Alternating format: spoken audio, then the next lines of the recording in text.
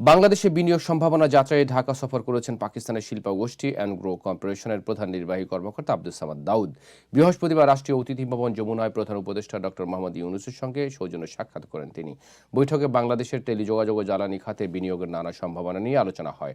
সাক্ষাৎকালে সামাদ দাউদ বলেন, তারা বাংলাদেশের টেলিযোগাযোগ খাতের সম্ভাবনা নিয়ে অত্যন্ত আশাবাদী। পাশাপাশি ভোলার গ্যাস সরবরাহের মাধ্যমে শিল্প খাতের বিকাশে অংশগ্রহণের সুযোগও দেখছেন। তিনি উল্লেখ করেন, বাংলাদেশ একটি উদীয়মান অর্থনীতি, যেখানে বিনিয়োগের বহুমুখী সুযোগ রয়েছে।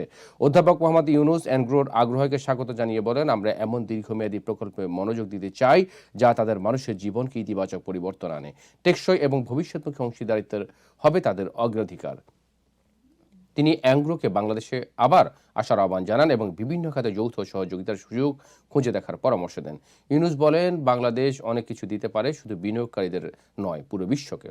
এ সময় প্রধান উপদেষ্টা বিশেষ দূত লুৎফে সিদ্দিকী, এসডিসি বিষয়ক মুখ্য সমন্বয়ক লামিয়া মুর্শিদ এবং প্রধান সচিব সিরাজউদ্দিন মিয়া উপস্থিত ছিলেন।